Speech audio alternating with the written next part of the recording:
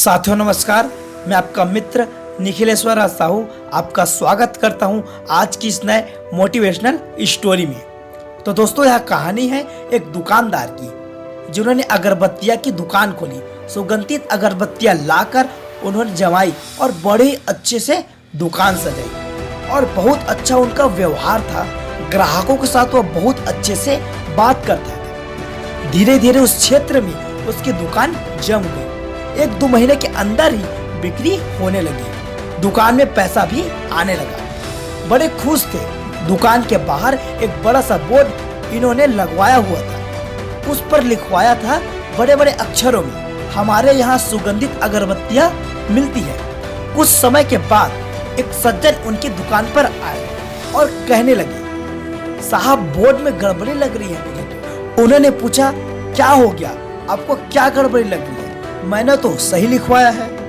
तो उस सज्जन ने कहा, हमारे यहाँ सुगंधित अगरबत्तियां मिलती है।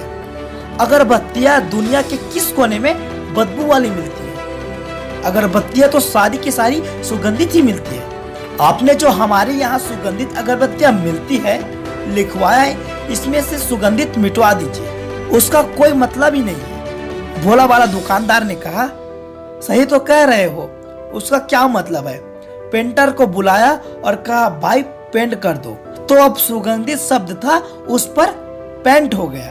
अब वहाँ लिखा हुआ था, हमारे यहाँ अगरबत्तियां मिलती है। कुछ समय के बाद एक और सज्जन आए। उसने अपना ज्ञान दिया, अपना राय दिया उन्होंने और कहा, आपने लिखवाया है हमारे यहाँ अगरबत्तियां मिलती है, तो हमारे यहाँ का क्या मतलब है? आप ही के तो यहाँ मिलेंगी ना, आप ही की तो दुकान है और कहाँ मिलेगी? यह 2 शब्द मुझे जम नहीं रहे, यह दोनों शब्द हटवा दीजिए आप। तो बुलवाया पेंटर को। भोले वाले दुकानदार ने हमारे यहाँ भी हटवा दिया। वह 2 शब्द भी गायब हो गया। 15-20 दिन ही बीते हुए होंगे। एक और सज्जन आए और उन्होंने अपना ज्ञान दिया कि साहब, आपने बोर्ड में लिखा है अगरबत्तियां मिलती है, तो मिलती है का क्या मतलब है? मिलेंगी ही ना। जब आपने दुकान खोल के रखा है, आप दुकान खोल के बैठे हो, तो अगरबत्तियां तो मिलेगी ही ना, कि नहीं मिलेगी? तो भोले वाले दुकानदार ने सोचा, ये बात भी सही कह रहे हैं। अब उस बोर्ड पर लिखा था बड़े बड़े अक्षरों में कि अगरबत्तियां, बाकी सब गायब हो गया था। हमारे यहाँ सुगंधित अगरबत्तियां मिलती है, ये सब गायब हो गया था। 1-2 महीने बीते होंगे। एक और सज्जन आए और उन्होंने कहा, साहब, आपने अगरबत्तियां लिखवाई है इतने बड़े बड़े अक्षरों में, तो दुकान अगरबत्ती की है, तो अगरबत्तियां ही ना मिलेगी, मोमबत्ती थोड़ी मिलेगी, तो ये मिलेगी का क्या मतलब है? तो बुलवाया पेंटर को, उसको भी उतवा दिया, गायब कर दिया। खाली बोर्ड लगा हुआ था। धीरे धीरे करके उनका जो धंधा था, उनकी जो दुकान थी, कमजोर होने लगी। धंधा मंदा होने लगा, बिक्री कम हो गई। कुछ समय बाद इनका एक बहुत पुराना दोस्त था, वह आया। दुकान पर बातचीत चलने लगी। तो बताया इन्होंने कि धंधा मंदा होते जा रहा है, क्या करूं मैं, मुझे कुछ भी समझ नहीं आ रहा है। तो वह दोस्त बाहर गया उस दुकान को बाहर से देखने के लिए। वह उस दुकान को बाहर से देखा, दुकान को देखा, वापस आया दौड़ के और कहने लगा, तुम पागल हो गए हो, मूर्ख हो, पता नहीं क्या कर रहे हो। तुमने अपने दुकान के बाहर इतना बड़ा बोर्ड तो लगाया है, लेकिन उसमें कुछ नहीं लिखवाया है। तुम्हें कुछ तो लिखवाना चाहिए।